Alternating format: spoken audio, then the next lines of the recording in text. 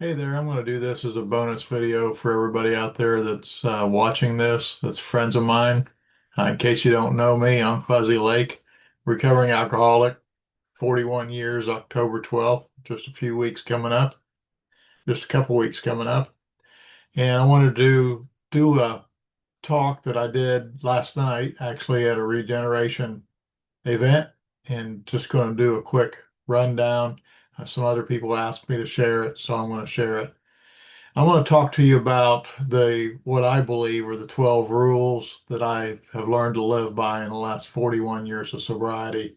I'm going to add four bonus rules I just thought about, didn't have room to put them in there. Started off with the 12, just like the 12 steps. Just added some others that felt like they really needed to be there.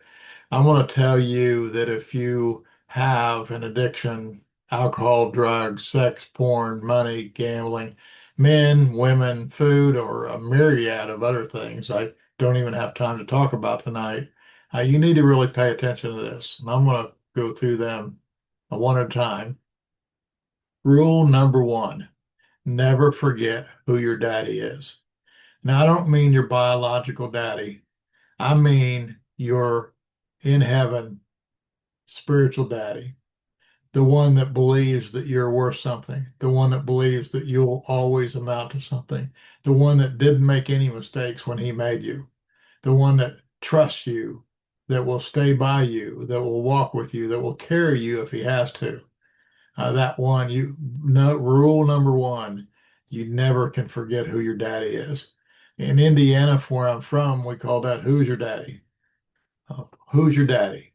Well, my daddy is God. My daddy is a higher power I choose to call God, whose son was Jesus Christ. And I believe that has kept me sober for 41 years.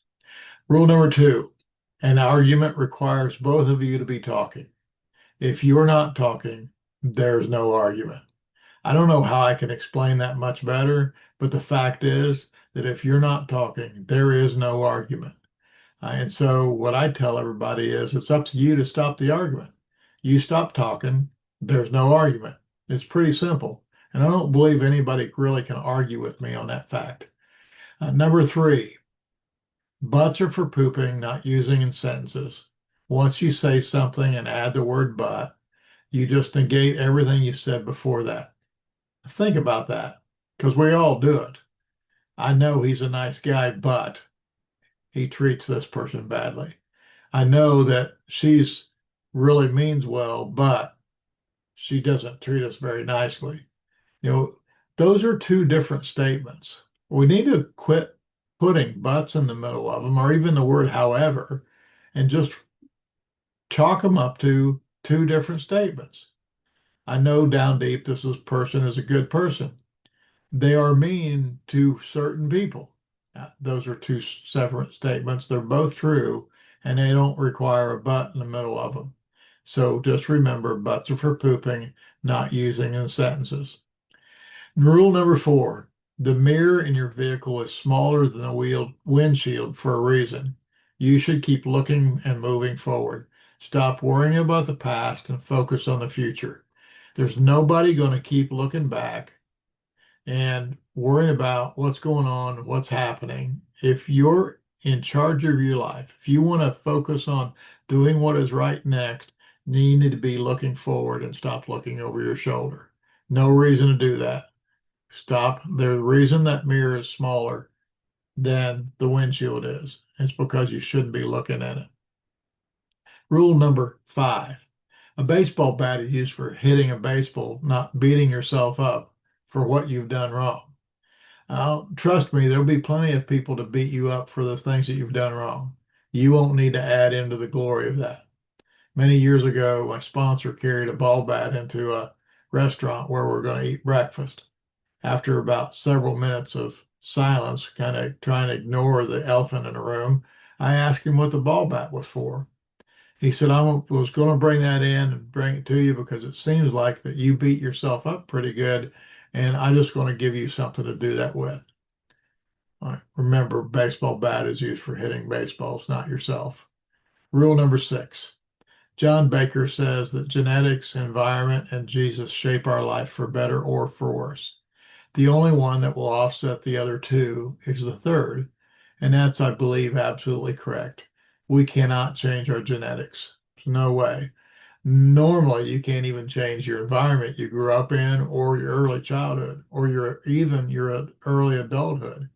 And the only thing that will offset those two is to have Jesus at the helm of your life, Jesus to take care of your life, to be in control of your life, Jesus as your higher power, the one who has better sense than we do. Rule number 7, you are not an accident that is worth nothing. Accidents happen when someone makes a mistake. God is incapable of making a mistake. So it is impossible for you to be a mistake, therefore, an accident.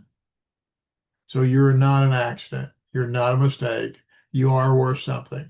And speaking of that, rule number 8, speaking of possible, everything is possible. Even the word impossible taken apart spells I am possible. We are possible. You are possible. I am possible. We're all possible. Nothing is impossible. Just remember that. Nothing is impossible. Rule number 9, you do not always have to act the way you have always acted. Just because it's always been that way doesn't mean that it's right or you should continue to do it. Remember that doing the same thing over and over again is the definition of insanity. Many years ago, I heard a story about a young lady who was just learning to cook with her mother at Thanksgiving. Her mother bought a turkey loaf or turkey roll. She cut it in half, put it in the oven to cook it for the Sunday dinner. The girl asked her mom why she cut the turkey loaf in half, and she said, "I don't know. That's what it says on the recipe. That's what my mom. That's how my mom taught me to do it." Well, Grandma was coming over later, so they asked Grandma why she cut the turkey loaf in two. And she said, "Well, because my mama told me how to do that, and that's what we always did." Later on, great grandmother was still alive, and so when she came over, the young lady asked her great grandma, she said, "Great grandma, why in the world do we cut the turkey loaf in two?" She said, "Well, the first time I cooked one of those, the oven I had wasn't big enough to get the whole thing in." Yeah, so they've been doing that for 4 decades, 4 generations, because that's what they did. They've always done it the same. I told somebody I met with today, and it's just going to add this, this wasn't in my original script, but I told somebody today the easiest way to remember, especially if you're in early recovery, the easiest way to remember what is the right thing to do, remember what you used to do and do the opposite. Because our default is probably wrong. And so just remember what you always did and do the opposite. It's fairly easy.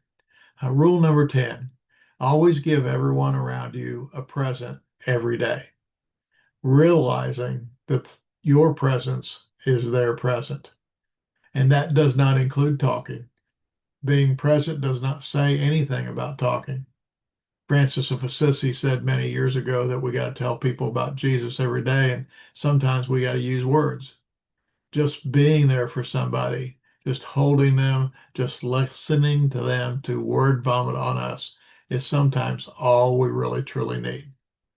And that's the truth.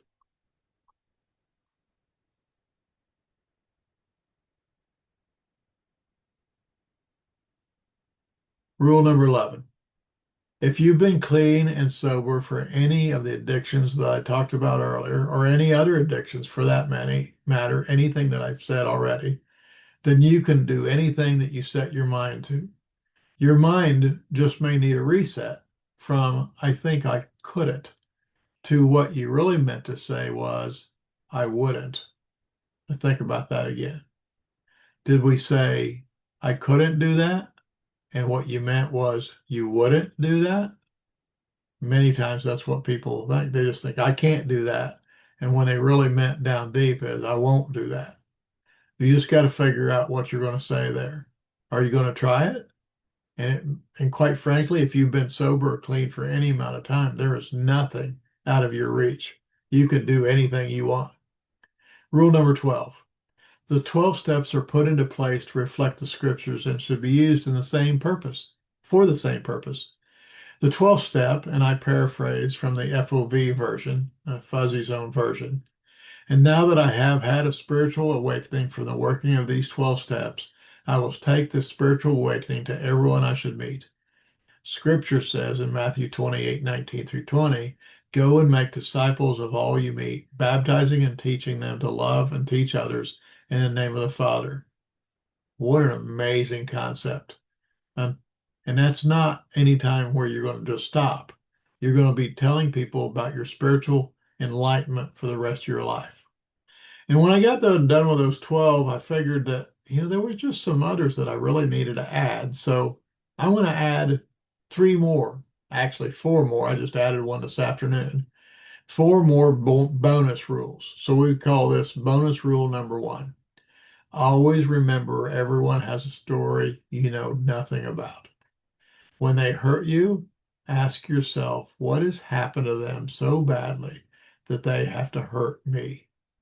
Hurting people hurt people, and healed people heal people.